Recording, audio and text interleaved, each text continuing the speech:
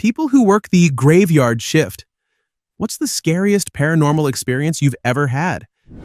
I worked overnight at a large corporate office, and one night while doing rounds, checking doors, stairways, and boiler rooms, I came to a long hallway, maybe 400 feet, with offices on both sides and a large window at the end.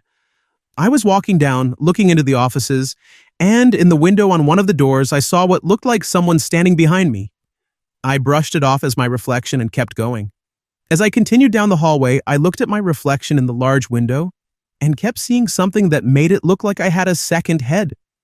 I started doing my rounds faster, getting creeped out. Then, my partner in the camera room came over the radio and asked if an office employee was walking with me. I noped out of there and asked for a transfer the next day. Story 2, I supervise the cashier area in a casino, and I've always worked graveyard. Back. Then we used to close the floor at 4 a.m. I was working one night with an assistant, and she had to run home for a bit around 5 a.m. I was just finishing up paperwork, so I didn't mind. I was standing there with my hair in my face, concentrating on the paperwork, when for a split second I thought my hair had moved. Then I realized it was one of the cashier's swivel chairs slowly spinning. I stared at it until it stopped, kind of frozen and confused about how it happened. Feeling creeped out, I sat down and decided to wait until my assistant got back. A little later, surveillance called and asked, "Did you see that?" We kind of laughed about it, like, what the hell was that?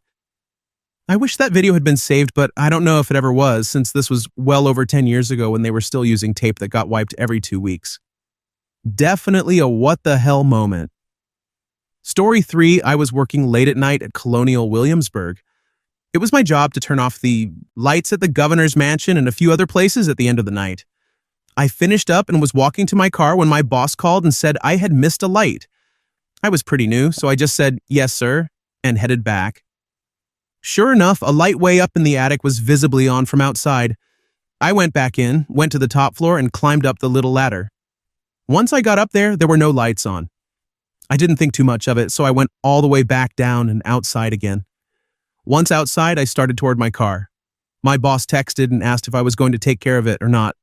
I told him I did, and he was upset because he thought I was lying. I headed back to the mansion, and sure enough, the light was on. I went all the way back up there, and the light was off again. I was literally staring at the window that looked lit from the outside. At that point, I figured someone was messing with me, so I headed back out, annoyed. When I got downstairs, my boss met me at the door, upset. "Are you going to turn that dang light out, or what?" "It was out. Are you messing with me?" So we both went up there and the light was off. But there was a distinct odor of a candle and what looked like a haze of smoke around the window. Story 4. I used to work the 7 p.m. to 7 a.m. shift as a nursing assistant about 15 years ago. I worked on the surgical floor, so most patients were pre- or post-op. Occasionally, though, we had overflow patients, and deaths did happen from time to time. Hospitals are generally well-staffed at night, so I didn't spend much time alone. Still, as an assistant, tasks like bathing patients and changing beds were part of my job. One night, I was giving a patient a bath. He was elderly and barely there in any sense when I heard knocking. I checked the door, but no one was around, so I shrugged it off and went back to work. Then I heard knocking again, but it didn't sound like it was coming from the door. The third time, I realized it was coming from the window. At first, I was confused, so I opened the blinds, thinking maybe some kids were messing around. There were apartments nearby, and kids can be strange. When I opened the blinds, I suddenly remembered we were on the second floor overlooking the parking lot. That sent a chill down my spine. I waited to see if there was any movement or reasonable explanation, but nothing happened. I shut the blinds, trying not to panic, and rushed through the rest of the bed bath. When the knocking happened again, I didn't look. I finished up, grabbed my things, and got out of there. He passed away a few hours later. I told a few coworkers, and they didn't seem surprised. They just said that weird things like that happen and you get used to it. Story 5 years ago, I worked as an orderly in a small hospital on the night shift. Most of the job was just answering call lights and cleaning up messes. We had one room where the call light would go off on its own. Patients would deny pressing it, or it would go off when the room was empty. The older nurses had a story about an elderly woman who had spent a lot of time in that room before she passed, and that it was her asking for help. We all laughed about it, and it became a long-running joke. Whenever anything odd happened in that room, we just blamed Vicky looking for attention. 35 years have passed since then, And after my career, I found myself back at the same hospital as a retirement job. Vicky's room has since been converted into a surgical area, bright, shiny, and new. But whenever I pass that area with the lights off, I swear that out of the corner of my eye, I can see someone standing in the PACU. I know it's probably an optical illusion, but it still gives me shivers. I recently told this story to a friend who has worked there all this time, and now whenever I see her, she swats me for telling it, because she started seeing Vicky out of the corner of her eye too.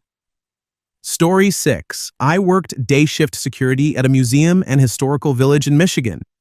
The houses had been moved from various places across the country and placed together in one location. Many of them were hundreds of years old. There were houses I would walk into where I could hear footsteps upstairs, even though we were closed and the buildings were locked. There were also houses where I would walk in and immediately feel like I wasn't welcome and needed to leave. On the flip side, there were houses I could enter on a bad day and somehow feel better by the time I left. I would talk to the night shift guards, and they would tell stories about lights and voices they experienced in the museum after hours.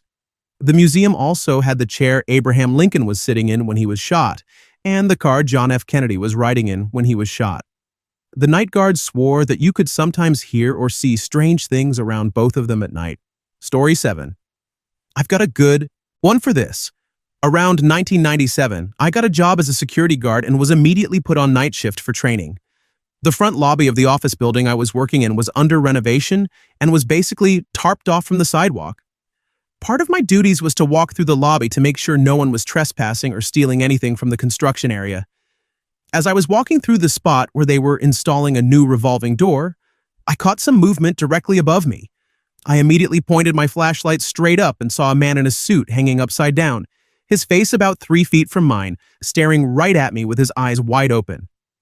For a few seconds, I was more freaked out than I've ever been in my life. I was already a bit jumpy since it was my first time working security on the night shift, so my brain took a moment to catch up with what I was seeing. It was my own stupid reflection in the shiny, mirrored steel finish of the not quite installed revolving door, looking back down at me. I have never been as terrified as I was in those 5 seconds. Dumb A. Story 8. So I worked in an old train depot that was built just before the Civil War. It had been a focal point during some brief fighting, was burned, then rebuilt, and eventually decommissioned into an event venue in modern times. The building was very long and narrow with high ceilings, and the walls were exposed native stone. Even though the depot was no longer in service, it sat next to active tracks that were still in use. So if you weren't paying attention, a train could come roaring through and scare the bejesus out of you. Some events ran late at night, and then another would start first thing in the morning, like a wedding that went until midnight, and a trade show the next day at 6 a.m. When events were that close together, I had to go to the depot alone in the middle of the night to clean and flip the space. One night I was there very late, cleaning up after a wedding. Some decorations had been left behind, which always happened. That night, it was a few helium balloons. I always managed to spook myself in that depot. Spiders lived in the cracks of the stone walls and would scuttle into their holes when you got close. The floors creaked at night and the place echoed. Every sound was louder in that building, especially when you were alone. I was mopping the floor, moving backward from the front and swishing the mop in overlapping figure eights, a technique I'd heard they used on Navy ships. I had almost reached the end of the main open floor when I saw movement out of the corner of my eye. I turned and saw a balloon floating at about chest height, with the end of its string just barely touching the floor, moving toward me down the middle of the building. The depot, already quiet, was completely still, like a winter night. The balloon drifted from the hallway that connected the rear rooms to the main event floor, as smoothly as if someone were pulling it along with a line. It stopped a few feet away from me. I was a child of the 1990s, so I half expected Tim Curry's Pennywise to yell something from the balcony where they stored the AV equipment. Nothing happened. It was hard to stay calm and finish that night, but I'm pretty sure I set a record for how fast I wrapped things up. Story 9. I worked in a surgery center after hours with one other employee. A lot of weird stuff happened there, but the most frightening was this. We were in the post-op area shutting things down for the night. My coworker came to find me a few rooms down and asked if I had just walked past the room she was in. I said, "No, I've been in here for a few minutes." "Why?" She told me she had seen someone out of the corner of her eye walk by, humming and wearing scrubs the same color as mine. A few minutes later, we were together and started walking out of the post-op area after everything was shut down, and all the lights were off. We heard a strange noise, turned around, and saw the main row of hallway lights turn on. They require a switch, not motion sensors. We both freaked out, and she yelled, "Okay, who is in here trying to scare us?" We walked down that hallway and checked every room. Nothing. Then we went into the product receiving area and noticed that hallway's lights were on too. Those lights are motion activated, and we hadn't been in there all night. They shut off after 5 minutes with no movement. She went left, and I went right toward the exit door to the parking lot. In the window of the door, I saw my coworker's reflection, and the reflection of a woman standing right next to her, facing the wall about 2 feet away. I completely panicked and sprinted back into the post-op area.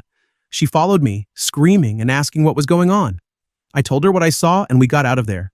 I've also had a bathroom door slam shut on its own in that post-op area and the emergency call button activate with nobody inside. Story 10. One night I was assigned to work overnight security for a craft show. It was actually pretty interesting. I'm no artist, but I can appreciate other people's work. The event had been vandalized the year before, and I was told that thousands of dollars in damage had been done, so they decided to have a security guard locked in with the booths. That was fine with me. Most of the job was just checking that the doors were locked, then walking around every 20 to 30 minutes to make sure they were still locked and everything was okay. I was basically getting paid to binge watch whatever show had my attention at the time. It was easy, and I also spent some time admiring the different setups while trying to stay awake. The weird part, though it might have been my mind playing tricks on me, was that while I was watching with only one earbud in, I thought I heard whispering. I figured maybe the other guard, who was watching the monitors, was nearby and talking on the phone, so I walked toward the sound. As I rounded the corner, I saw the dolls. As soon as I came into view, the whispering stopped. I checked the doors and went back to my spot. Everything looked fine. About an hour later, I heard the sound again. I walked toward it, and even though I couldn't make out what was being said, it definitely sounded like whispering. I turned the corner and saw the dolls again. When I stepped into view, the whispering stopped. I could have sworn they were in different positions, so I took a picture to have a reference. After that, the whispering stopped. I don't know if it was something paranormal or just my brain messing with me because I was tired. I worked the event again on the last day while the vendors were packing up, and the dolls were gone. I guess someone bought them. Story 11. I used to work at the Tulsa Fairgrounds as the cash analyst for all the events on the grounds. This included the racetrack, pavilions, and multiple barns and rodeo areas. I was there constantly and was usually the last one to leave. 2 to 3 a.m. was not uncommon. Part of the money room and vault was housed in a converted auxiliary barracks from the original military post in Tulsa, dating back to the 1910 to 1920 era. Several people had died there, but the building was never torn down because it was built like a stronghold, had withstood tornadoes, and was considered a historical part of Tulsa. The building was large enough to hold the money room and vault, as well as the catering service and their trucks. Some of the grounds workers warned me about a soldier who had passed away and was commonly seen as a ghost. They said he was a trickster. I brushed it off as I didn't believe in the supernatural. One night while inside the vault, which required passing through 3 bulletproof doors, I felt a strange sense of electricity. I assumed it was just a storm coming in. Then I started feeling a tingling on the back of my neck, like someone was watching me. Knowing I was alone and probably just psyching myself out, I said out loud, "Please do not do anything or touch me," and kept counting the money like nothing was happening. The feeling didn't go away. It intensified. I stopped what I was doing and felt like there was a face right over my shoulder, but I didn't turn around. I just stared straight ahead. Suddenly, my hair was yanked hard from under my low ponytail, enough to pull my head back. That was it. I finished up, locked the vault, and left for the night. The next day, we reviewed the vault cameras. One of them had a clear profile view of my face, and you could see my hair moving on its own like someone was flicking the end of my ponytail. It was long, down to the middle of my back. Then, you could clearly see my head jerk back as the hair was pulled. I don't know if they kept the tape, but after that, we always had at least 2 people closing together. I didn't stay much longer after that. Story 12. I work nights at a senior home. There's one door that opens and closes a lot to go outside, and ever since a resident who used to smoke passed away, it's been doing it more often. We also hear strange noises sometimes. I'll admit I'm bipolar and sometimes experience hallucinations. One night at work, I was watching down a hallway and saw something crawling on all fours. It had pointy ears, orange-tinted skin, and a thin, human-like shape. It was moving past some rooms down the hall. I shook my head and told myself it was probably a hallucination, then grabbed a flashlight to check the rooms because I was feeling paranoid. As I checked, one man was still awake in his recliner in front of his door. He's very sharp and sound of mind. I kept going, heard a few bumps at the end of the hall, but didn't find anything. When I went back to help the man get to bed, the first thing he asked, completely serious, was, "Where did the goblin go?" My jaw dropped. Another creepy moment happened when a woman with dementia was still alive. She used to get up a lot at night, and her alarm would go off so we could help her back to bed. Her hallway was always dimly lit. One night her alarm didn't sound, and when I looked down the hall, I saw the silhouette of a shambling woman groaning in a torn dress. It scared me badly. Then I realized it was her. Story 13. I worked the night shift at a county jail for a little over 2 years. And some weird things happened. A lot of the staff and inmates believed the place was haunted or had some kind of presence. Most noises I could write off as inmates yelling or messing around. It is a jail after all, but there were a couple of moments I've never been able to explain. One night after we locked all the inmates down, another officer and I went to the tower where all the video monitors are. Outside the tower is a narrow hallway. That circles it. The pod doors were secured, and the only way through them was if someone in the tower opened them. My partner and I were just sitting there talking. Nights were usually slow if no one was being brought in. Then something slammed hard against the tower door. We both nearly jumped out of our seats. The thud shook the walls.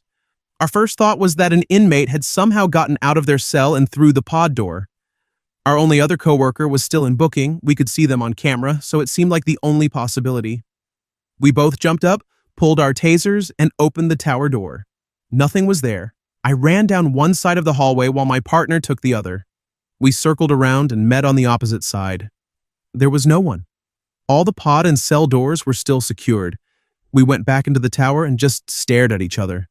It had been way too loud and forceful to be someone kicking a cell door. We talked about it a lot afterward and tried to come up with an explanation, but we couldn't. At the time, we were both scared out of our minds. Screw that night. Story 14. I work at a hotel in Chicago. It's very old and has a lot of history. Many of the third shift staff have wild stories about things that happened to them or to someone they were working with that night. I like hearing the different tales and have always been open to different possibilities, paranormal or not. I also think about how many people may have passed away there over the years. Busy hotels see everything, from natural deaths to self-offings or violence. On top of that, old buildings have outdated ventilation and plumbing, so strange sounds are pretty common. I do security there, so we get to walk around freely while on patrol. One night I picked up an overnight shift for someone and was walking on the 24th floor. The layout is like an upside-down T. At the intersection, there's a bathroom. The hallway to the left leads to a roof. Doctor on the south side and the hallway to the right runs down a long stretch to another roof door on the north side. Going straight leads toward an elevator bank on the left. It was sometime after 02:30 hours, and I was walking from the elevator bank toward the bathroom when I could clearly hear someone inside. It sounded like voices, but realistically, more like someone watching a video on their phone at a high volume. It was just a mix of sounds, and I couldn't really make out what was being said. As I walked closer to the bathroom, I looked to my right, facing south, and saw a white plastic bag on the floor. Still facing the bathroom, I moved toward the bag, crouched down, and opened it. Inside were an apple, a few oranges, and a banana. Homeless individuals and mental illness are issues in the area, so I called my supervisor and asked him to meet me up there. I thought someone might be hiding in the bathroom and had possibly gotten up there using the fire escape or a stairwell, even though that was unlikely. It's also worth noting that both the north and south roof doors are alarmed, and none of the alarms had gone off. As I headed back toward the bathroom, I heard the elevator ding. My supervisor stepped out, followed by my manager. Safety in numbers. We stayed quiet, and I motioned for them to move closer to the bathroom. I pointed to my ear and toward the door, and they confirmed they could hear it too. We put on gloves, which is standard procedure. I opened the bathroom door and suddenly it was silent. The bathroom had a single stall next to a urinal and a sink. The toilet and urinal didn't have automatic flush sensors, and the hand dryer used paper towels, not air. I looked around, then back at them. They looked just as confused. We were all surprised by how quiet it had become. I walked out of the bathroom toward the white plastic bag, explaining that I thought there had been a homeless person up there because it sounded like a video playing on a phone and there was fruit in the bag. I told them to come check it out. I opened the bag and everything inside was rotten. The oranges were blue with white fuzz, the banana was completely black, and all of it was discolored. It caught me off guard and grossed me out, so I dropped the bag in a total what the hell moment. I looked over at the others and my supervisor started heading toward the elevators like, screw this, I'm out of here. My manager just laughed and said, "Is this your first time being spooked?" He'd been there about 20 years, and the way he said it made it sound pretty normal. I picked the bag back up and threw it away before we all got on the elevator and left. I've never been able to explain what happened. We all heard the same thing, and then it just stopped. I'm sure there are stranger stories, but that's the only thing like that I've experienced there.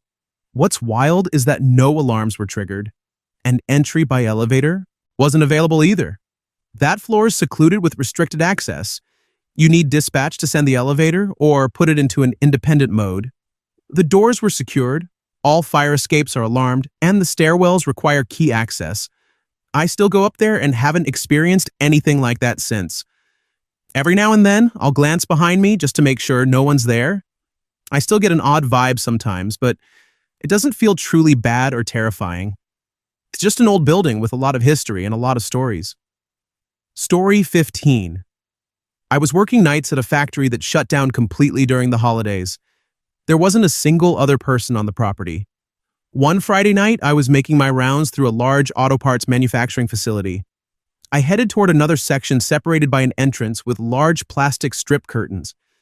As I walked through, I came face to face with a normal-looking guy in an old t-shirt and jeans. Startled, I said, Excuse me." As he stepped around me and went back through the strips into the area I had just come from. Then it hit me. There wasn't supposed to be anyone else there. I immediately turned around to question him.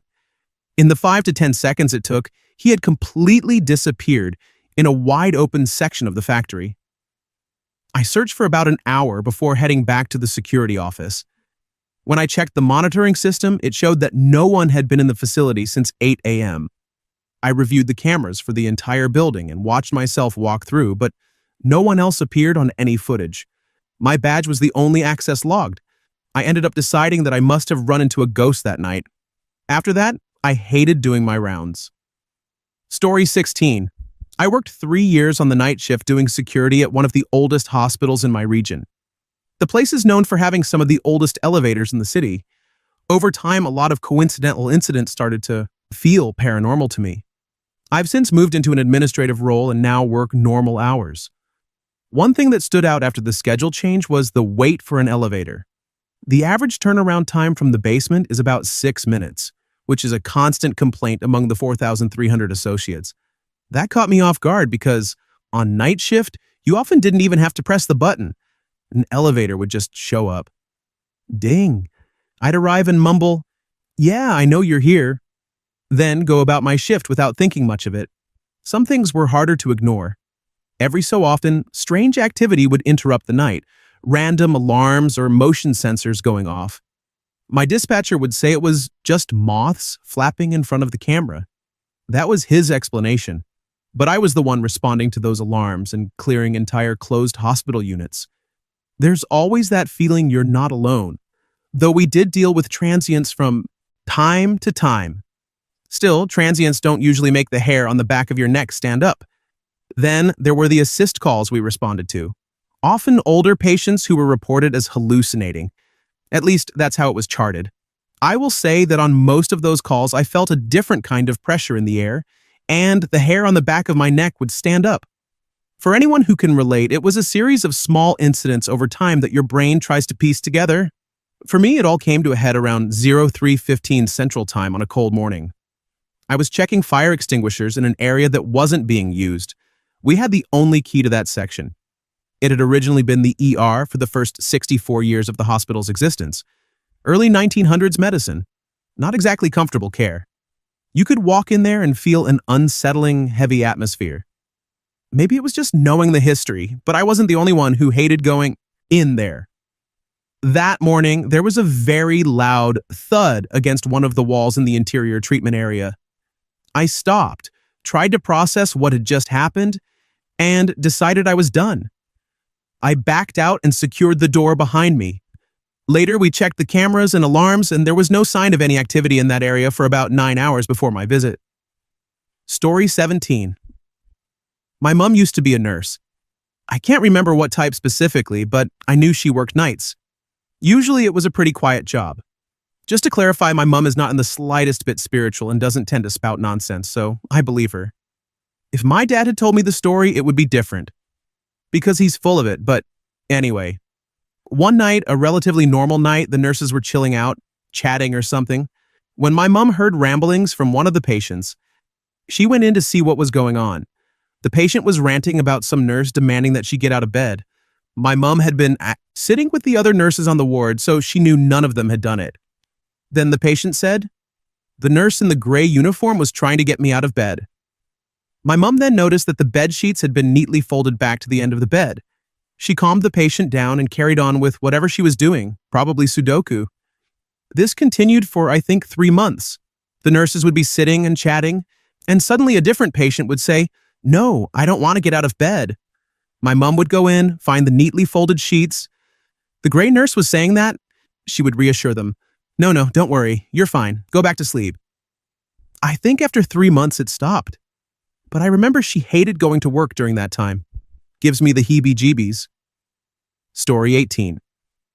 My boyfriend works the night shift as a security guard, and he told me that the scariest thing that ever happened to him was when he and a coworker were working in one particular building. They stayed in a little shack off to the side, and their orders were to check all the floors about every hour during the shift. He was grateful for the job, but he was curious why people kept leaving it, so he started asking around. Someone told him that apparently there was a ghost girl on one of the floors, and it was so bad that nobody ever went on that floor. My boyfriend was a little scared, but his coworker didn't believe it. One night, they started talking about it, and there was movement on the camera that was pointed at the supposedly haunted floor. My boyfriend decided to go check it out while his coworker watched him from the guard station through the floor camera and told him what he could see. At first, nothing happened. My boyfriend just checked around with his flashlight. Then he was looking around in one room when his coworker radioed him, asking if he had seen what he just saw. The ghost had been standing right behind him, and it was clear on the camera.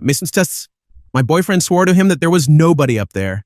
The coworker quit the next morning. My boyfriend even uploaded a video to YouTube talking about it on his channel, and he probably tells the story better than I do. Story 19. One of my older security sites included patrolling the basement of a historic train station. In this basement were all the standard utility rooms, disused lavatories with a sign saying, "Beware of the leopard," and storage spaces for offices and restaurants attached to, or operating out of, the station. Most of the day, these basement hallways were completely empty except for whichever guard was posted there, required to patrol the entire basement every hour to an hour and a half. While we all had radios and worked in a team of typically 14 people spread across a block radius, much of the basement allowed transmissions to come in clearly from control or other guards, but sending messages out often had issues.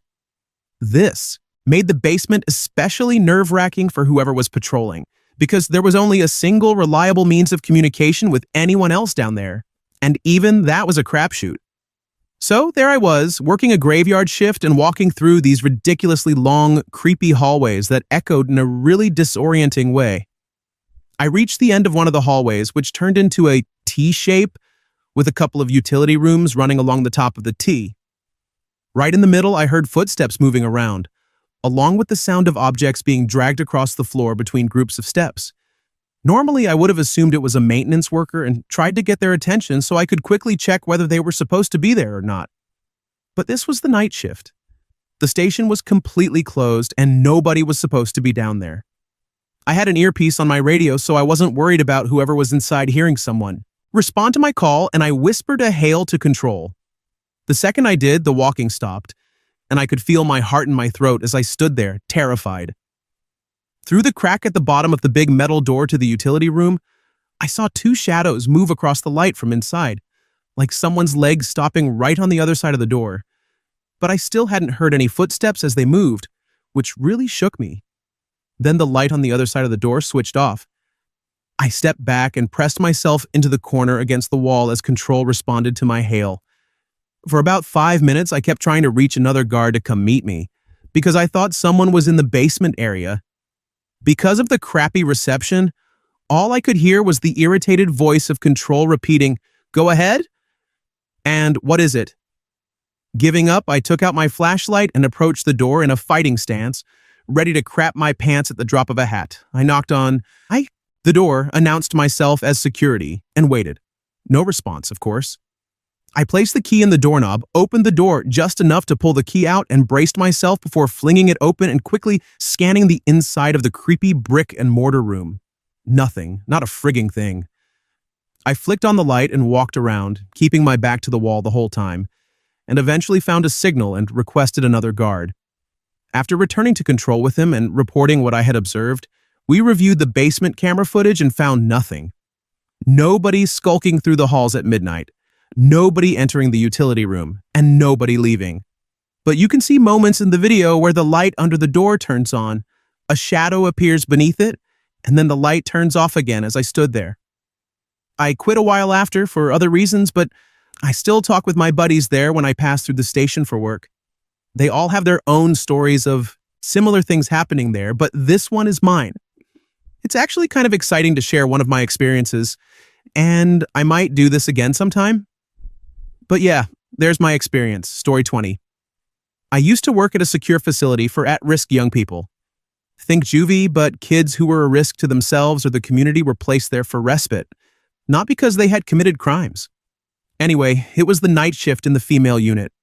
I was sitting in the night office with a couple of other staff members. There were windows about waist high on all the walls of the office so we could see all around. I heard some footsteps and saw a Ponytail bob past the window. I thought one of the girls had crouched down and was sneaking past to go hang out in another girl's room, which was a common occurrence, but not allowed that late. I went out into the hallway and found no one there. I checked through the observation windows of all the bedrooms and all the girls were in bed, either asleep or watching TV. I figured my mind was playing tricks on me because it was late and I was tired. So I went back to the night office and sat down without saying anything. One of the other staff members asked, "Who was that?" I said, "Wait, you heard footsteps too?" I checked and everyone is in their rooms. There was no one out there. Then one of the older staff members who had been there for years said, "It would have been one of the ghosts. We see and hear them all the time in the halls." She was adamant and told stories of other things she had witnessed. I've never believed in ghosts or had an explanation for what happened that night, but I know what I saw and heard. Story 21. I worked the overnight shift in a large medical clinic. The place was over 80 years old at the time and had been built kind of piecemeal, so it spread across a few acres and had areas that were left empty while renovations were being done. It also contained research labs, offices, and medical school training areas. One night I was on the 7th floor when I heard a ruckus coming from below me. I headed down to the 6th floor, expecting that some construction equipment had fallen over. There was only one large office on the 6th floor and it was laid out in a big U shape. If you walked in through one door, you could only see half of the office. I tried the first door and it was locked. I walked to the second door and tried that one. It was also locked. I managed to get the door open and went inside. I flipped the light switch, but nothing happened, so I pulled out my flashlight. When I turned it on, I saw a filing cabinet with its drawers open and papers strewn everywhere. As I kept looking, I noticed a couple of desk chairs flipped over. There was a computer monitor that looked like it had been slung against the wall, and the blinds had been ripped off one of the windows. As I rounded the U, I saw a shadow out of the corner of my eye. It darted toward the first door I had tried to open, and the door flew open. Being young and dumb, I decided to pursue whatever had gone through the door. I got through just in time to see the fire exit door starting to close. I kicked into high gear and burst through it. I could hear footsteps about one flight below me. I kept chasing the sound as fast as I could and even started skipping stairs. By the time I reached the fire exit at the bottom, the door was just finishing its outward arc. I kept going, thinking I could at least get a description of whoever had done this. I exited the door and looked to the right, which seemed like the most logical direction if they had slipped out before the door fully opened. There was no sign of anything. I looked across the street toward the woods, but there was nobody trying to climb the fence. Then I looked to the left and saw one of the cleaners sitting beside an overturned bucket. There was a half-eaten sandwich on one side of him and his phone on the other. I asked if he had seen anyone. He said he had been sitting on the bucket when the door flew open with enough force to knock him over. He was convinced I had flung the door open just to mess with him. Then I told him what had happened. His response was, "That's why we don't go up there at night." I managed to convince myself it had been a homeless person who somehow got in. Every night guard I told the story to had a similar experience with that office, though. I also found out it had been empty for months because it was deemed unfit for occupation. They remodeled it a few months later, but stories kept coming out about people finding their chairs flipped over or their things moved. I still choose to believe it was a homeless person, but I never went back up there after midnight. Story 22. I work night shifts at a care home. Obviously, there have been a lot of deaths within the home, and I am very open and susceptible to experiencing paranormal entities. One night, I was filling in the hourly log notes in the lounge, which has a huge window so we can see if any residents get up. The lights in the hall were off to give the residents a calm environment for sleep. The doors in the hall were heavy fire doors and were often difficult to push open.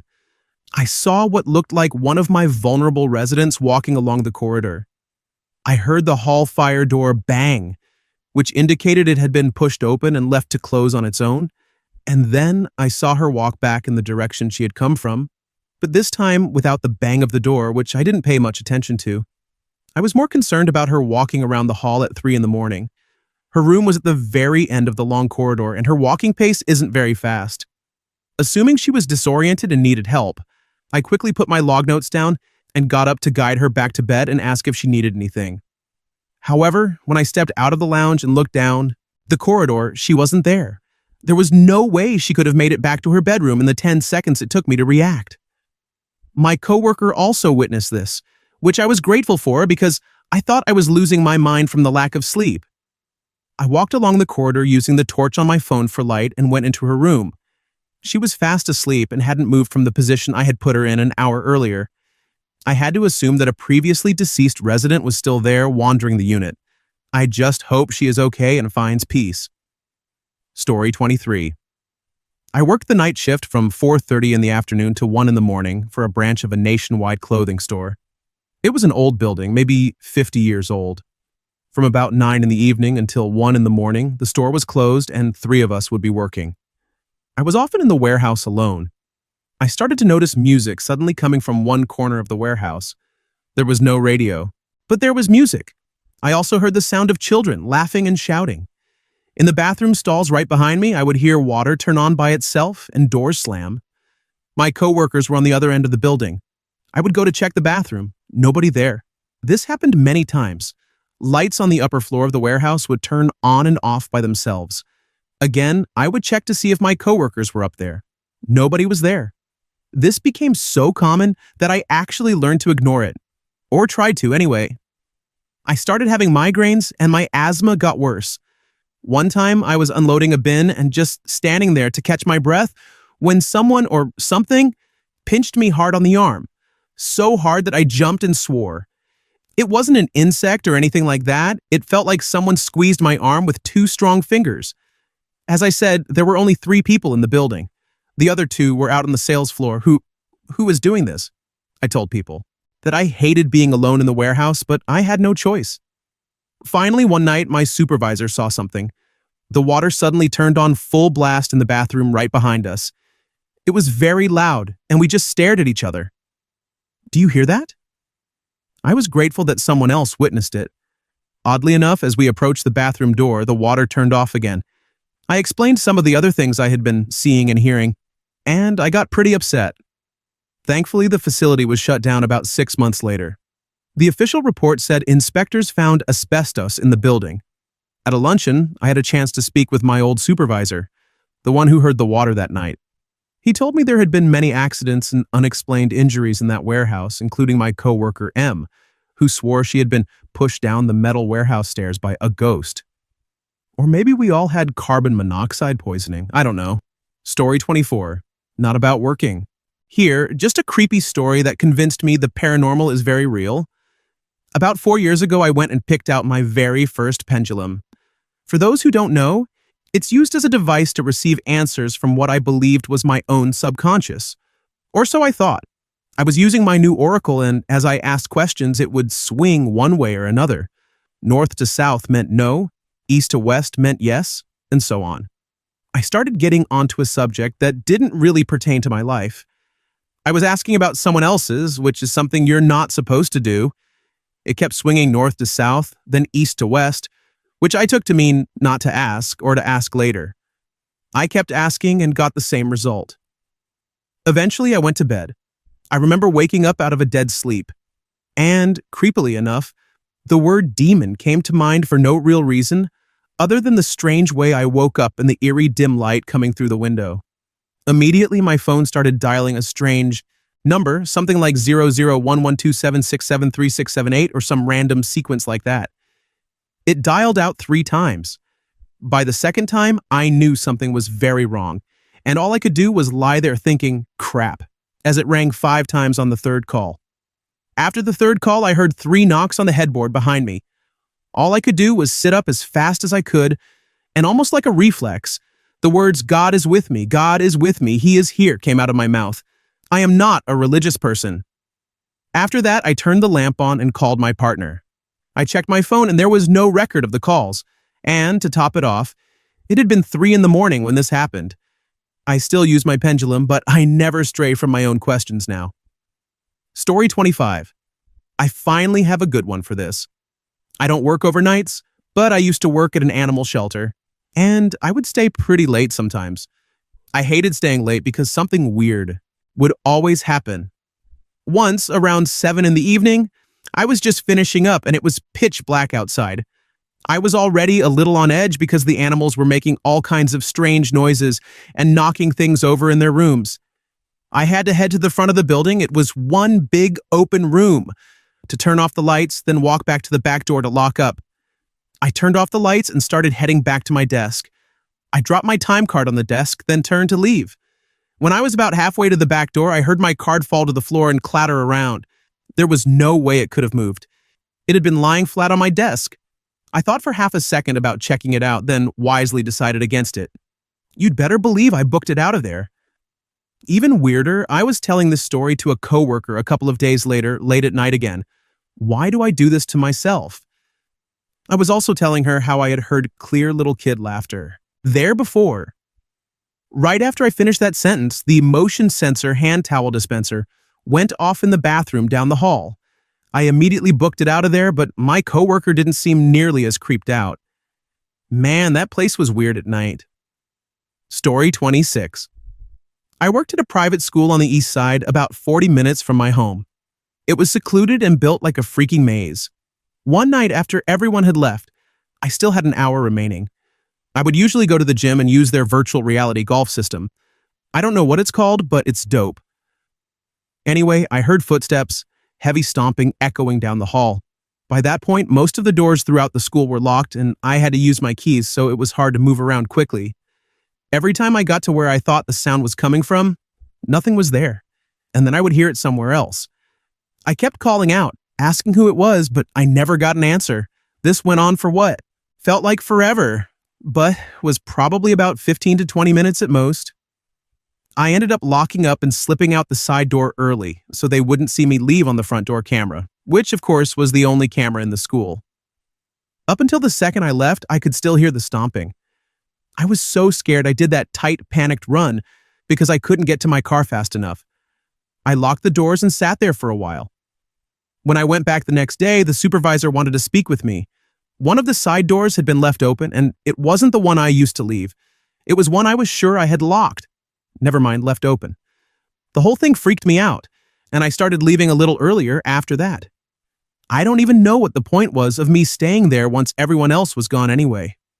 It's not that intense, but it definitely scared the hell out of me. Story 27. Our organization had a building that people swore was haunted. It had once been an orphanage or a children's hospital.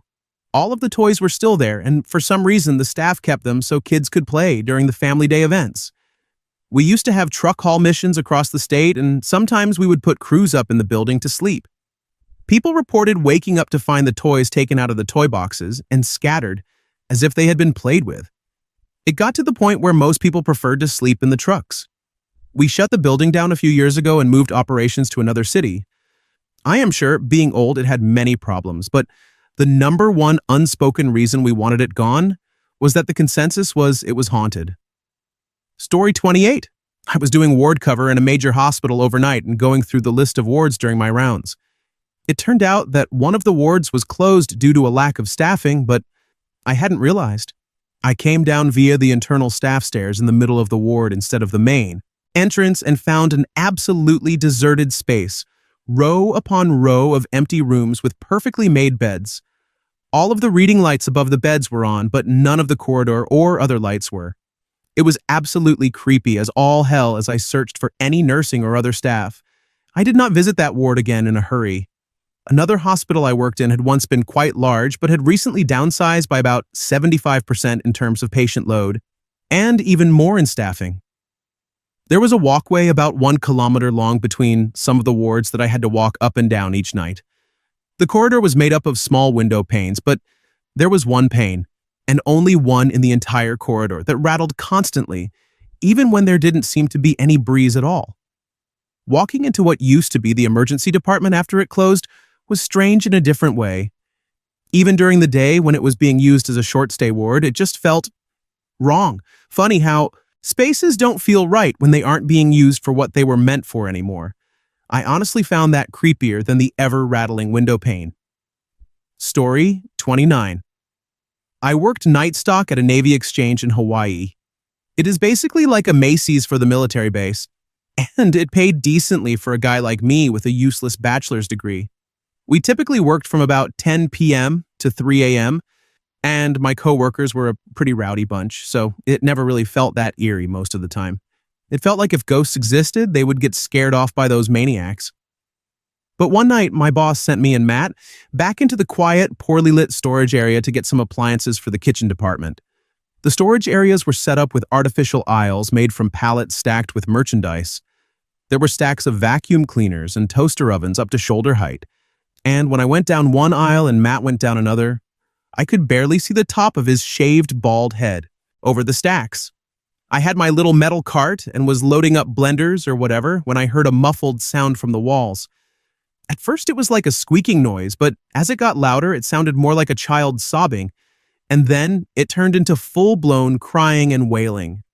Then I saw a white floating blob of light appear above me in the middle of the aisle. It drifted toward the entrance, then made a 90-degree turn and shot out of sight. At first I thought I was going nuts, but then Matt sprinted over and said, "What the hell was that? Did you see it?" It could have been a puff of smoke or something, but in Hawaii we do not often use gas or steam in buildings since it is hot all year. So I have never been able to rationalize what it was. Story 30, I once did a remodeling job in a hospital's oncology department. Because it was an active hospital, we had to do the work after hours. Many of the lights throughout the building were off, except for those that stayed on, permanently, exit signs and the like, which created a really creepy effect. That was not helped by the constant eerie hum and the warnings about radioactive exposure posted here and there. I had been trying to listen to music on my phone and follow the score of an NBA playoff game, the one where Ray Allen hit that three to spoil the Spurs' chances at a championship. But because the walls were lined with lead, the reception was terrible. I eventually gave up. There I was, alone in a room in near silence except for the hum of machines and lights, thinking about the poor, sick people who walked in and out of that place every day when suddenly there was a blood-curdling scream from down the hall. I was so scared I froze for a second. I thought I must have imagined it since the hospital was closed. But then it happened again, this time closer. I looked around for something to use as a weapon and found only a razor knife. I grabbed it and slowly stepped out of the room. The scream came again, even closer now, followed by laughter.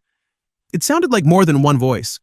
My fear turned into confusion, and then the source finally came into view. It was the cleaning crew, about 3 or 4 teenagers, goofing off and apparently unaware that anyone else was there. Story 31. I used to do security at the blah blah government building in Capital City, working the 3 p.m. to 11 p.m. shift. One of our tasks was an hourly walkthrough of the building. It was 5 floors, and then you had to go out on the roof, climb a small set of stairs, and enter a tiny room with some mechanical equipment.